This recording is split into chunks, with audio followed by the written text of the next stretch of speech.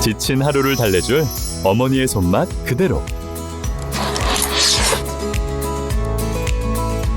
올바른 재료와 정성 담은 손질.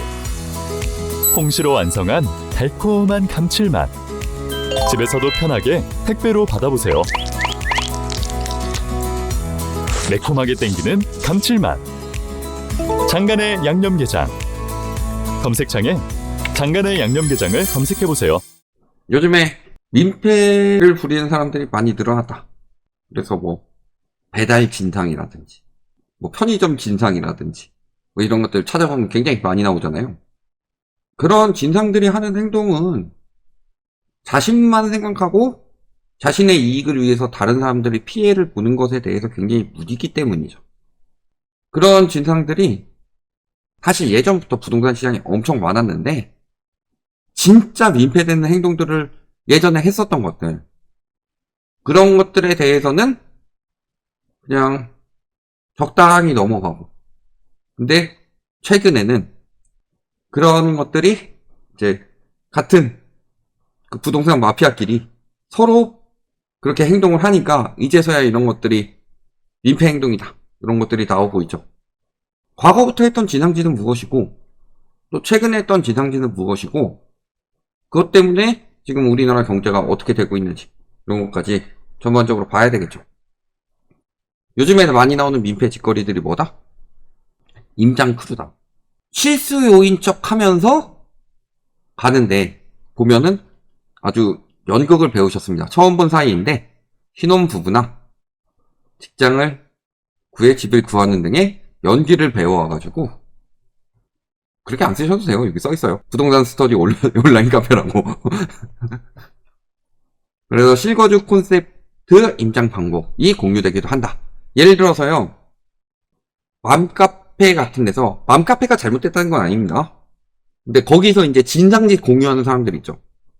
예를 들어서 비행기 탈 때 공짜로 뭐 비즈니스석으로 업그레이드 하는 법 하면서 뭐 애가 운다느니 뭐 힘들다느니 뭐 계속 징징대면 옮겨준다, 뭐 돈 내고 사면 되는데, 그런 것처럼 민폐 짓을 공유하는 방법이죠. 저렇게 되면은 첫 번째로 뭐예요? 공인중개업자가 쓰잘데없는 에너지를 낭비하게 되는 거죠. 두 번째는 뭐예요? 그래, 공인중개업자는 돈 벌려고 하는 거니까 그 집에 실거주하고 있는 사람들, 그 사람들이 집을 보여주는 이유는요, 집을 팔거나 혹은 세입자가 다음 세입자를 위해서 전세를 구해주기 위해서 보여주는 경우가 많죠.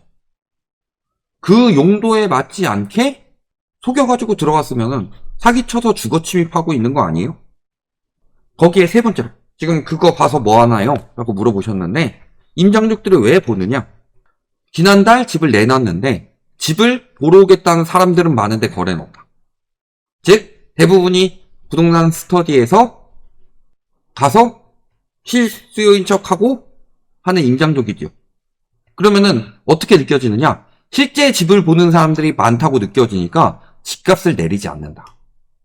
사지도 않는 사람들이 와가지고 저런 짓거리를 하게 되면은 실수요가 있다고 착각해서 집값을 내리지 못하게 만든다. 왜 저 짓거리를 하고 다니겠느냐? 과연 임장족 해가지고 남의 집 보고 다니는 게 그게 임장족이 할 일이에요? 임장족이라면요, 해당 지역의 시세가 어떻게 되는지 시세 변동을 파악하고, 그 다음에 그 집을 보는 게 아니라 그 집에 대한 대부분의 정보를 알아두는 게 좋은 거죠. 그 집에서 확인할 수 있는 거는 뭐 얼마나 될까요? 구조 정도랑 그 다음에 뭐 조망 정도, 뭐 이런 것들을 확인할 수 있겠지만 실질적으로 그 집의 가치에 대해서는 보통 들어가지 않고 주변에 대부분이 나오죠. 첫 번째는 그거고, 두 번째는 지가 사지도 않으면서, 지가 살지도 않으면서 사는 사람들은요, 그렇게까지 안 봐요. 그러니까 실질적으로 저런 임장족들은 주거 침입하고 있죠. 그 다음에 민폐짓 하고 있죠. 그러면서 시세 조작까지 하고 있죠. 그러니까 공인중개사들이 강력 경고문을 보냈다. 민폐 끼치지 않도록 잘해라. 그러니까 지금 나오는 방안이 뭐냐? 임장족을 한 곳에 너무 몰리지 않게 나눠가지고 하는 방법을 검토하고 있다고 합니다. 하지 말아야지. 그렇죠, 뭐. 그리고 특히 이제 임양족에는 진짜 관련 없이 허세족들은 사진 찍어가지고 인스타에 자기 집이냐 올리는 경우인데 그건 진짜 고가 아파트에 한정된 경우죠. 예를 들어서 인스타에 자기 집인 양 올리는 사람들이요, 아무리 비싼 집이더라도요, 음마 아파트 이런 데 가가지고 찍어서 올리진 않아요. 그래도 좀 조망 괜찮고 집 깔끔하고 이런 신축의 펜트하우스 이런 곳들을 많이 가는 거고, 거기에 이미 그 전부터 부동산에 미친 사람들은 오랜 민폐짓을 하고 있었습니다. 민폐라는 건요, 자기 이득을 위해서 다른 사람들의 피해를 아무렇지 않게 생각하는 거, 심지어는 그것을 당연하다고 생각하게 만드는 거, 이것이 민폐죠. 자, 제가 얼마 전에 그런 거 보여드렸었는데, 닌텐도 스위치 판매합니다. 남들 다 34만원 넘게 파는데 30만원에 올려놨다고 딴 사람 생각 안 하냐고, 왜 이렇게 이기적이냐고, 내리라고, 다른 분들 팔면 저가에 팔든 해주세요. 자, 이런 것들을 가지고 이야기를 하면서 네가 이기적이다, 이런 식으로 이야기를 하죠. 요걸 보면서 무슨 생각이 들어요? 여기도 보세요. 댓글이 왜 저래, 저게 뭐야, 중고에서 뭔 지랄지랄 다 하냐, 신고해야 된다, 학교 다닐 때 시장 경제 안 배웠냐, 이상한 사람들 너무 많다, 주작이어라, 진심 학교에서 뭐 배웠냐, 인성도 인성이고 너무 멍청하다. 근데요, 부동산은 그걸 당연하게 생각합니다. 얼마 전에 서초구에 대해서 이야기한 적이 있었죠. 아파트 소유자는 단톡방 회원으로 받아들이고 매물 광고를 모니터링해서 매매 가격을 높이도록 유도했다. 그리고 낮은 가격으로 광고한 중개사는 응징해야 한다면서 남의 실명과 사진을 공유하고, 그 다음에 급매물을 내놓으면은 남들 다 이 가격에 내놨는데 네가 왜 싸게 내놓냐, 이기적인 놈아, 내가 너 때문에 손해를 봐야 하냐, 서로 돕고 사는 거다 라고 하면서, 실질적으로는 단군으로 봤을 때 저게 민폐짓이다라고 보이면은 아파트로 봤을 때도 똑같은 민폐짓이죠. 그런 것처럼 엄청난 민폐를 끼치고 있고, 만약에 그래가지고 저 매물이 공인중개사를 압박해서 매물을 내렸다, 저 사람은 급전이 필요하니까 싸게 팔았을 텐데, 예를 들어 한 달이라도 더 늦게 팔려가지고 한 달이라도 이자 비용이 더 나간다든가, 아니면은 신용도가 떨어진다든가, 이런 부분을 생각해보면 저 사람에게 엄청난 피해죠. 근데 그런 것들에 대해서 오히려 네가 잘못했다고 말하고 있다니까요. 남의 피해에 대해서 신경을 안 쓴다, 이 정도면 이기주의자인데, 자신의 이익을 위해서 남에게 피해를 주고 내가 옳다, 그러면서 나의 이익만 챙기는 것은 소시오패스가 맞죠. 이런 담합이 올해 1월부터 7월까지만 신고된 게 563건이고, 그 중에 70%는 서울, 경기, 인천에서 일어났고, 작년에도 491건이었는데 벌써 돌파했다는 것은요, 대략 봤을 때 올해의 담합은 작년보다 훨씬 심하다, 거의 2배 가까이 나올 수준이다. 근데 문제는 실제로 처벌받은 사례는 13건에 지나지 않았다. 2020년 이후. 작년만 하더라도 491건이고 2022년이랑 비교하면 2022년에도 100건 정도 나왔다는 소리죠. 고작 13건 처벌받았고 경찰 수사로 이어진 건 고작 213건이었고 검찰 송치는 7건, 기소 결정은 15건에 그쳤다. 그러니까 저런 민폐짓을 하더라도 법이 안 잡아가는데 나는 해도 되지, 그런 거 아니에요. 저런 것들에 속아가지고 작년에만 무주택자들이 72만 명이 내 집 마련을 했습니다. 근데 요 내 집 마련한 것에 대해서도 이 기사마저도 민폐 끼치면서 분석을 하고 있죠. 일각에서 집값이 바닥을 찍었다는 판단 아래 주택 매매에 나선 수요가 되살아나면서 신규 유주택자 수가 소폭이나마 증가한 것으로 풀이된다. 뭔 개소리야, 작년에 특례 보금자리론 풀어서 그런 거지.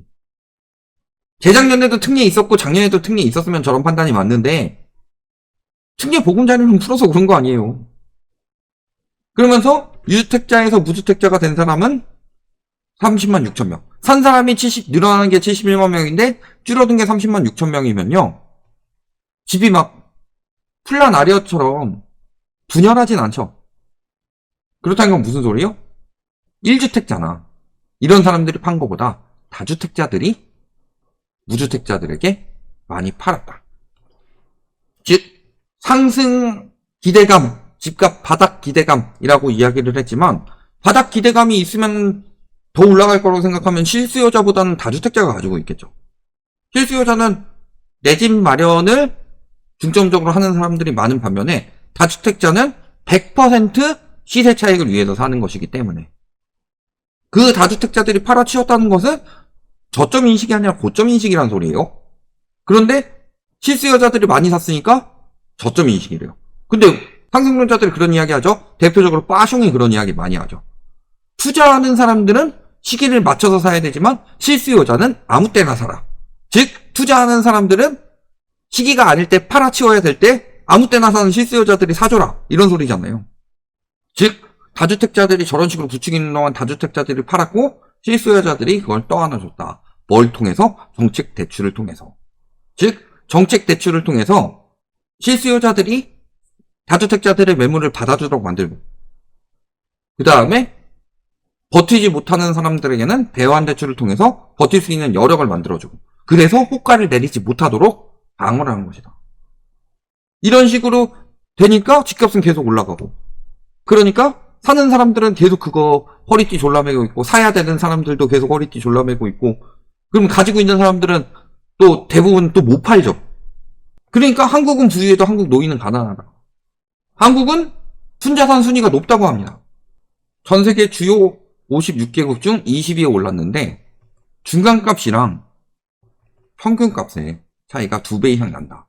즉 양극화가 심해졌다는 소리고 양극화가 심해졌다는 소리는 자산에 거품이 많이 끼어있다는 소리입니다. 그러니까 자산 거품은 많은데 팔지는 못하고 그러니까 생계비가 없으니까 한국 노인들은 78%가 생계비 때문에 노동을 하고 있습니다. 그래서 집을 못 팔아요. 그래서 조사에서 일을 하는 이유에 대해서 물어보니 77.9%가 생계비 마련 때문이고 근로소득 사업소득 비중이 2011년 대비로 26%가량 늘었죠. 16%. 그런데 연금 이런 비중은 그렇게 많이 안 늘어나. 그러니까 노인 빈곤, 내수 침체, 그 다음에 노인 일자리 늘어나고 노인 일자리를 싸게 부려먹으니까 청년 일자리는 없고 이 악순환이 도는데도 불구하고 집값은 계속 올라야 된다라고 생각하는 사람들이 정상적인 상식이 있는 것인가 라는 의문이 드는 거고 그러면서 이렇게 부동산 부추기는 정책을 피는 것이 과연 1주택 사가지고 내 집 마련하는 사람들을 부자로 만들어주느냐 개소리 집어치우고 건설업체만 살아나는 거죠. 건설업체 왜 살려요? 높은 성장률을 만들어내기 위해서. 건설업체 살리게 하면 일자리가 늘어나요? 그 많은 돈을 퍼부어가지고 일자리를 살렸어요? 뭘 살렸어요? 건설사만 살렸지.